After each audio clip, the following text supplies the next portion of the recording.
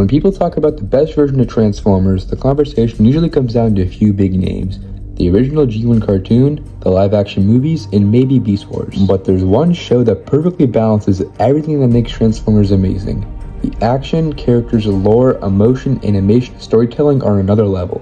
And that show is Transformers Prime. And today, I'm going to explain why Transformers Prime isn't just a good show, it's the best Transformers media ever made. One of the biggest reasons why Transformers Prime works so well is because it understands who these characters are at their core. Take Optimus Prime. In some versions, Optimus is either too serious or too perfect, but in Prime, he feels wise without losing emotion.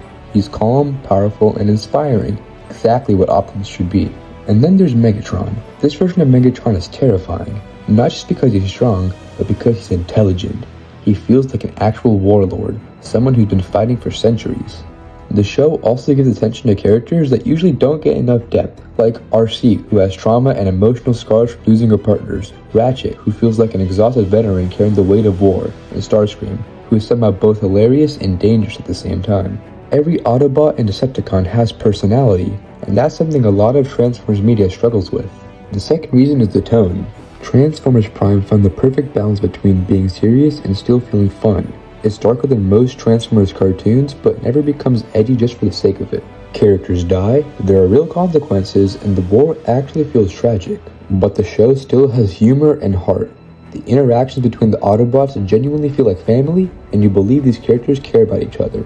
That emotional balance is what keeps the series from feeling shallow.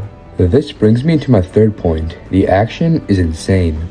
Let's be honest, the fights in Transformers Prime are incredible. The animation may not look as expensive today as modern CGI shows, but the choreography still holds up. Every character fights differently. Bulkhead fights like a tank, RC is fast and agile, Optimus fights with discipline and precision, Megatron fights like pure rage, and transformations actually matter during combat.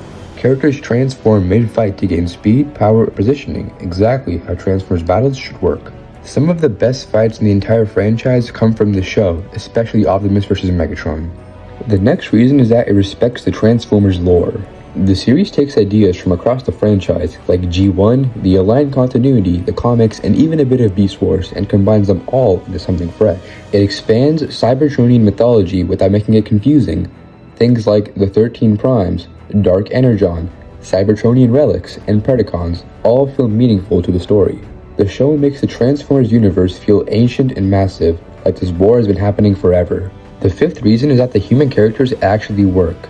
Usually human characters are one of the weakest points of Transformers, but Prime actually makes them useful. Jack, Miko, and Raph don't overshadow the Autobots, instead they support the story and help reveal different sides of the Transformers. Raph's intelligence connects him with Bumblebee. Miko brings chaos and energy to Bulkhead, and Jack becomes almost like a student to RC and Optimus. The humans feel involved without taking over the show, and that balance is hard to pull off. Speaking of balance, for a TV show, Transformers Prime feels surprisingly cinematic.